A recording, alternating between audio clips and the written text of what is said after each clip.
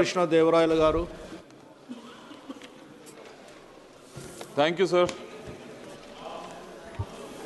Sir, ఇది Andhra Pradesh cotton రైతులు పడుతున్న ఇబ్బందుల గురించి ఈరోజు నేను మాట్లాడదలుచుకున్నాను సార్. మొదటిది, పత్తి రైతులు మంతా తుఫాను వల్ల చాలా నష్టపోయి ఉన్నారు సార్. దాదాపుగా 1,08,000 ఎకరాలు ఈ మంతా తుఫాను వల్ల ఎఫెక్ట్ అయింది సార్.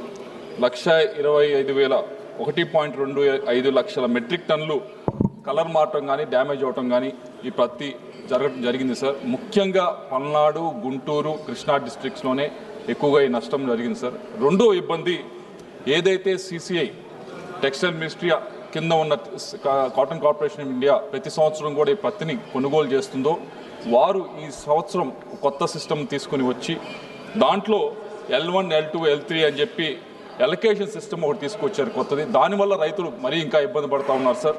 దీనివల్ల చాలామంది రైతులు వారి పంటని అక్కడికి మార్కెటింగ్ యార్డ్కి తీసుకొస్తూ ఉన్నారు. తీసుకొచ్చి ఈ స్లాట్లో బుక్ చేసుకుని ఉన్న దానికి అమ్ముదామని ట్రై చేస్తూ ఉంటే చాలా ఇబ్బందులు పడుతూ ఉన్నారు సార్. అయితే మీ ద్వారా మంత్రి గారికి తెలియజేసుకున్న ఏంటంటే, ఈ ఏదైతే స్లాట్స్ ఉన్నదో ఇంకా కొద్దిగా ఎక్కువ ఓపెన్ చేయాలని కోరుతా ఉన్నాం. ఎందుకంటే మా నియోజకవర్గానికి సంబంధించే పిడుగురాళ్ళ, నడికుడి, నర్సరావుపేట ఈ 3 చోట్ల ఉన్న 4 జిన్నింగ్ మిల్స్లో నేను డేటా తెప్పించి చూశాను సార్. 5,450 క్వింటాలు పత్తిని ప్రాసెస్ చేయగలవు ఈ జిన్నింగ్ మిల్స్. అయితే కేవలం ఈరోజు చేస్తూ ఉంది 3,550 క్వింటాలు మాత్రమే అవి ప్రాసెస్ చేస్తూ ఉన్నాయి. అంటే ఇంకా 30-35% ఇంకా చేయగలిగి ఉండి కూడా చేయలేని పరిస్థితి కూడా ఉంది. ఎందుకు అంటే ఈ కోటా సిస్టమ్ పెట్టడం వల్ల. కాబట్టి టెక్స్టైల్ మినిస్ట్రీ గారి ద్వారా కోరేది ఏమిటంటే, ఈ కోటాని పెంచి రైతులకి మంచి చేయాలి అని చెప్పి కోరుతా ఉన్నాం. రెండోది, ఏదైతే డిస్కలర్ అయినాయో, కొద్దిగా డ్యామేజ్ అయినాయో వాటిని కూడా కొద్దిగా రేటు తగ్గించైనా కొనమని కోరుతా ఉన్నాం.